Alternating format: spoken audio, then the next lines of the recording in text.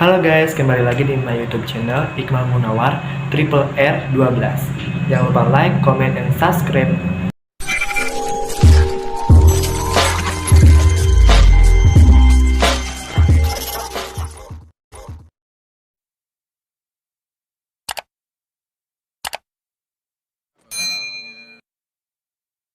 Assalamualaikum warahmatullahi wabarakatuh. Perkenalkan, nama saya Iqmal Munawar. Saya dari kelas 21 DM1 Manajemen MAIS. Di video kali ini saya akan memenuhi tugas mata kuliah saya, yaitu pengantar manajemen dari Ibu Yenia Hendria Astuti STPMA tentang perusahaan handphone iPhone. Memiliki struktur organisasi, mereka juga memiliki khusus struktur yang mereka beri nama Apple Business from York. Dalam hal strategi partner, Apple membangun kerjasama dalam pembuatan hardware dari setiap produknya seperti prosesor, Intel, VGA Arcade, Gearbox, dan LCD. Bersolusi tinggi, Syntax. Lalu dalam penjualan iPhone, Apple bekerjasama dengan banyak provider handphone di berbagai negara dalam memasarkan produknya tersebut, dan perusahaan software pun di gate-nya. Untuk keyword, Apple menawarkan kenyamanan dan pengalaman baru dalam setiap produknya. Mudah digunakan, dan Apple memberikan generasi selama 1 tahun dengan penggantian drive baru apabila terjadi kerusakan. Untuk aktivitas handphone iPhone, melakukan berbagai program dalam bidang manajemennya seperti training untuk para stafnya dan juga mendapatkan customer service. Pendahuluan latar belakang. Dalam kondisi ekonomi sekarang ini, tidaklah mudah bagi perusahaan untuk dapat bertahan dan berkembang. Setiap organisasi bisnis dihadapkan kepada berbagai masalah, baik dari lingkungan internal dan lingkungan eksternal perusahaan. Makin besar suatu perusahaan, makin kompleksi pula bentuk, jenis, dan sifat interaksi yang terjadi dalam menghadapi kedua jenis lingkungan tersebut. Perusahaan perlu memahami kondisi lingkungan internal secara luas dalam mendalam untuk mendapat pengetahuan kelemahan dan kekuatan yang dimiliki oleh perusahaan.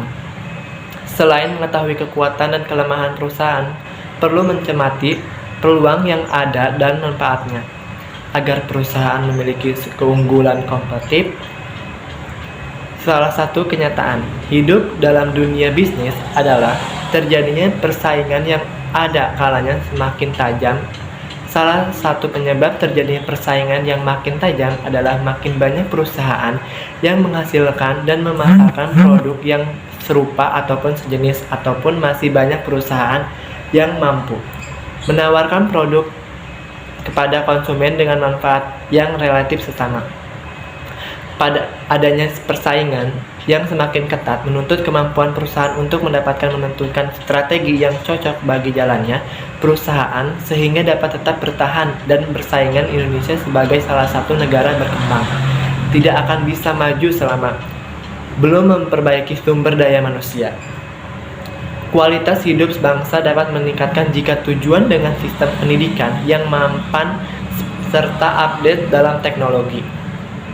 Kondisi yang sama dihadapi prosedur handphone iPhone dari luar, yaitu iPhone. Karena banyak saingan pasar, maka Apple berusaha mencari strategi yang terbaik untuk menembus pangsa pasar, khususnya di Indonesia, melakukan bundling iPhone sehingga Apple tetap berjaya dari tahun ke tahun karena strategi definisinya sehingga menjadi unggul dan dalam persaingan. Rumus masalah. Dari uraian yang telah dipaparkan di atas, maka rumus masalah itu adalah bagaimana menganalisis pendapatan posisi bersaing Apple. Bagaimana analisis SWOT dari iPhone 5s, bagaimana mengamatkan lingkungan iPhone. Tujuan. Dari uraian yang telah dipaparkan di atas, maka tujuan dari pemutaran makalah ini adalah: 1. Untuk dapat memenuhi bagaimana menganalisis pendekatan posisi kebersaingan pada Apple. 2. Untuk dapat mengetahui analisis SWOT dari iPhone 5s. Pembahasan. Di dalam teori persaingan kita mengenal ada suatu teori dan Michel Porter yang sangat terkenal pada saat menganalisis persaingan atau komponen analisis. Teori tersebut sangat terkenal dengan istilah Pursuit Event Pursuit Model analisis yang biasa digunakan sebuah perusahaan dalam siap bersaing langsung perusahaan tersebut dan akhirnya mereka terjebak dalam kompetitor Ericon sehingga tidak mempunyai visi pasar yang jelas. Dalam Pivot Portion model digambarkan bahwa kita juga bersaing dengan bersaing potensial kita, yaitu mereka akan masuk dan sponsor untuk supplier dalam pembelian atau konsumen dalam produk-produk pergantian. Intensitas persaingan antar pemain dan adanya saat ini. Ancaman masuk pendatang baru. Kekuatan tawar pembeli, ancaman produk pergantian. Pendekatan posisi bersaing. Kegiatan bisnis dengan menggunakan pendekatan posisi bersaing yang terdiri dari 1. Persaingan kompetitif. 2. Persaingan kompetitif, saingan tinggi antara iPhone dengan smartphone, Samsung dan Sony. Produk yang akan dianalisis menggunakan pendekatan posisi bersaing adalah salah satu produk dari iPhone, yaitu iPhone 5s. Ancaman dari pendatang baru Trade Openness Test. iPhone 5s untuk tersebut pelanggaran mereka juga menyediakan fasilitas yang lebih seperti Oppo Find, smartphone, dan Evercross. Daya tawaran supplier, berbagai power of supplier. Daya tawar pembeli, berbagai power of buyers.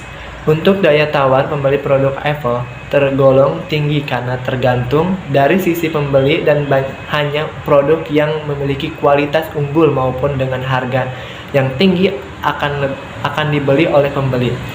Brand lebih terkenal dan juga berkualitasnya lebih bagus jika dibandingkan dengan produk lainnya.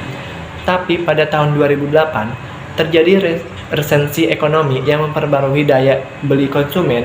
Ancaman dari produk substitusi. Kekuatan pemerintah yang dimaksudkan adalah pemerintah yang mengaruhi dalam menentukan kebijakan adanya halangan brace untuk masuk ke dalam bisnis ini seperti reguler pemerintah, peraturan perizinan, dan dibutuhkan impresif capital yang besar untuk membeli bisnis ini. Analisis ekstra, lingkungan ekstra mikro.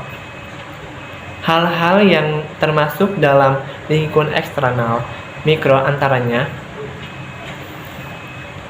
dengan pemahaman akan lingkungan persaingan yang dihadapi iPhone dapat mengetahui posisi persaingannya sehingga mampu mengoptimalkan operasionalnya. Langganan perusahaan dapat berupa lembaga seperti sekolah, kantor pemerintah, atau langganan perseorangan dalam situasi persaingan yang ketat melalui kepuasan keinginan pelanggan. Pelangganlah perusahaan dapat menjaga kelangsungan hidup berkembang dan mendapatkan keuntungan. Setiap organisasi sangat tergantung dari sumber untuk memenuhi kebutuhan bahan baku, bahan pembantu, energi, dan bahan peralatan yang digunakan untuk proses produksi.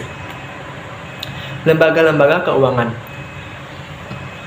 Organisasi tergantung pada bermacam-macam lembaga keuangan seperti bank, perusahaan asuransi, termasuk pasar modal untuk menjaga dan memperluas kegiatannya.